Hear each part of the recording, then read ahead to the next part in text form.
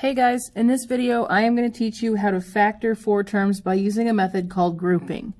So in order to group or to use the grouping method, there are four steps that you have to follow. The first is to group the first two terms together and factor out the GCF. So that means for this first problem I would put 2x squared minus 3x in parentheses, and I'm going to focus on those two terms in order to find the GCF. So you do the exact same thing that we've done before. Find the factors of the smaller number. In this case, that's 2. 1 goes into every number. 1 times 2 is 2, and those are the only two factors of 2. So now what I want to do is check and see what is the biggest number that also goes into 3. Well, I know that 2 does not go into 3, and if you've forgotten how to do this, what you want to do is take your calculator and start dividing until you find the number that works correctly. So 3 divided by 2 does not give me a whole number, so I know that 2 does not work, which means 1 has to be the GCF. So I know that I'm going to have to use 1 in my GCF. Now they also have x's in common, so I'm going to put an x with my GCF. That is going to make my GCF 2x. I keep x to the first because that's the smaller exponent. Then you want to group the second two terms together and factor out the GCF there as well, so that's these two terms. So the smaller number is 8. Again, 1 goes into every number. It's going to be 1 and 8. 2 goes into 8. That's 2 and 4. 3 does not go into 8, so that's all of my factors. Now I need to figure out what's the biggest number that also goes into 12. 12 is not divisible by 8, but it is divisible by 4. So that means my GCF of the numbers is 4. Now, the 8 has an x, but the 12 does not. So that means I can't have an x as part of my GCF here. Now there's something that you have to note. If the first number in the parentheses is negative, your GCF also has to be negative. So since this 8 is negative, my GCF is going to be negative 4. All right. Now, what we need to do is actually factor out of each part. So if you remember from last week when we taught you how to factor just using GCF, that's essentially what you're going to do here. So both of these two terms get factored out by its GCF, which is 2x. So I'm going to get a 2x, and then I'm going to divide. 2 divided by 2 is 1. X squared over x, keep the x. 2 minus 1 is 1. And you don't have to have the 1 there if you don't want to. All right. Oh, crud, I've already messed up. 2 is not the GCF. I circled the 1 here. 1 is the GCF. Let's back up. Make these 2's a 1 instead.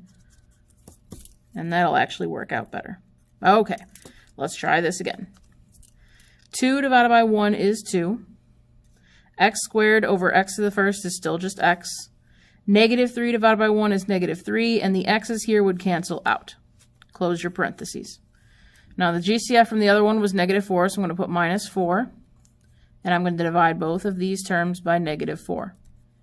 Negative 8 divided by negative 4 is positive 2. There's no x to divide by, so that stays the same. And 12 divided by negative 4 is negative 3. Now the nice thing about this method is that there's kind of a little safety net. If you look at your parentheses, they should be the same. If they're not, it means you did something wrong and you have to go back and fix it.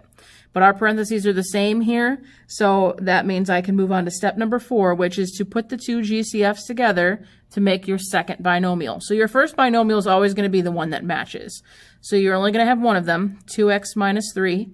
And then your second one comes from your two GCFs. In this case, x minus 4. X minus 4. And that's it. That is how you factor by using the grouping method. So let's practice it again. Letter B. Put the first two in parentheses. Now this one's a little tricky. Remember, even though it's not there, there's a 1 in front. And that 1 is the smaller number, but there's only one factor of 1. It's 1. So I know that has to be my GCF. So it's going to be a 1. They both have x's. And the smaller exponent is 2, so I'm going to keep 1x squared. Now use the second set of parentheses. The smaller number is 2. It only has two factors, 1 and 2. 6 is divisible by 2, so that's going to be my GCF. And this time, the first number in the parentheses is positive, so my GCF is also going to be positive. Once again, the second term here in this set of parentheses does not have a variable with it, so I can't have a variable as part of my GCF.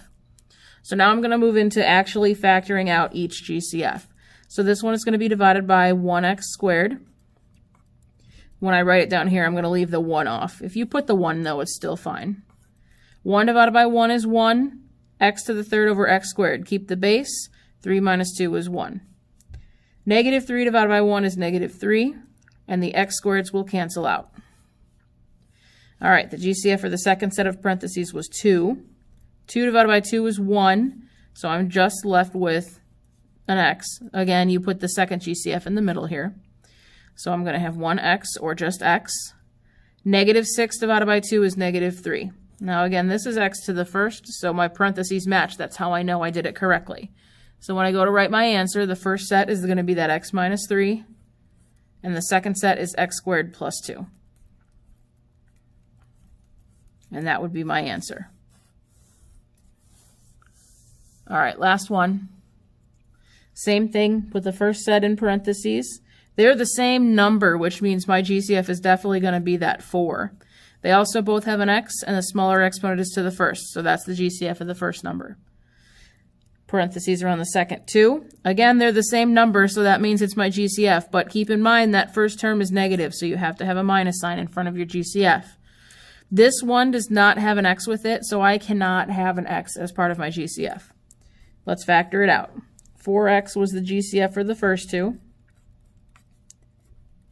So put the 4x out in front. 4 divided by 4 is 1. X to the third over x is going to be x. 3 minus 1 is 2. Now, negative 4 divided by 4 is negative 1. X over x cancels. So that would be it for that part. Then the next one here, the GCF was negative 3, so put minus 3. I'm going to divide each of these terms by negative 3. Negative 3 divided by negative 3 is positive 1. The x squared stays the same. 3 divided by negative 3 is negative 1. Again, my parentheses match, so I know I did it right. Rewrite that parentheses. Then your second set comes from your GCFs, so 4x minus 3. And that would be your answer.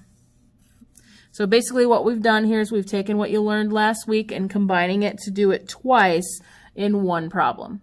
And that's it. That's how you factor by grouping.